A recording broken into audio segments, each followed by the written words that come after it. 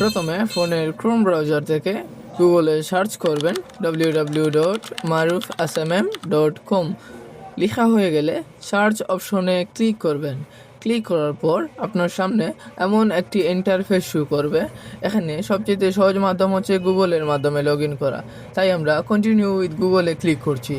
Continue with গুগলে click করার পর আপনার সকল ইমেল শো করবে। এখান থেকে যে কোনো একটি ইমেল সিলেক্ট করে নেবেন। সিলেক্ট করার পর আপনার সামনে এমন একটি ইন্টারফেস শো করবে। এখান থেকে কন্টিনিউ অপশনে ক্লিক করবেন। কন্টিনিউ অপশনে ক্লিক করার পর আপনার অ্যাকাউন্ট ক্রিয়েট করা সম্পূর্ণ হয়ে যাবে। এখন আমাদের ওয়েবসাইটে ডলার এড করতে হবে। ডলার এড করার জন্য অ্যাড ফান্ডে ক্লিক করতে হবে। অ্যাড ফান্ডে ক্লিক করার পর এখানে অ্যামাউন্টের অপশনে আপনার অ্যামাউন্ট লিখতে হবে। আমি যেহেতু $10 এড করব, এখানে 10 লিখছি। 10 লেখার পর অ্যাড নাওতে ক্লিক দেওয়ার সাথে সাথে বিকাশের ইন্টারফেসে নিয়ে আসবে। এখানে আমি বিকাশ পার্সোনাল সিলেক্ট করছি। এখান থেকে নাম্বারটি কপি করে নেবেন। নাম্বারটি কপি করার পর ফোনের বিকাশে চলে যাবেন। বিকাশ থেকে সেন্ড মানি করে নেবেন। সেন্ড মানি করার পর ট্রানজ্যাকশন আইডি যেটা আছে ওটা কপি করবেন।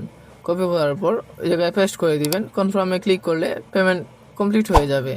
এখানে আপনি সার্ভিস দেখার জন্য 3 ডটে ক্লিক করে সার্ভিস অপশনে ক্লিক করবেন। সার্ভিস ক্লিক করার পর সকল সার্ভিস এখানে শো করবে।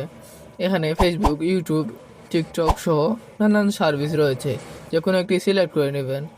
এখন মেইন মেনুতে ফিরে যাওয়ার জন্য 3 ডটে ক্লিক করবেন। 3 ডটে ক্লিক করার পর নিউ অর্ডারে ক্লিক করবেন। এখানে টিকটক সিলেক্ট করছি। এখান থেকে ইউআরএল এর জায়গায় আপনার লিঙ্ক বসিয়ে নেবেন। কোয়ান্টিটির জায়গায় অ্যামাউন্ট বসিয়ে নেবেন, কতটুকু নিতে চান। অ্যাড নাও অর্ডার নাওতে ক্লিক দেওয়ার সাথে সাথে অর্ডার কমপ্লিট হয়ে যাবে। এখন অর্ডার হিস্ট্রিতে গিয়ে ক্লিক করে অর্ডার দেখতে পারবেন কোন অবস্থা আছে। এখান থেকে অর্ডার আইডি কপি করে অ্যাডমিনকে সেন্ড করতে পারেন।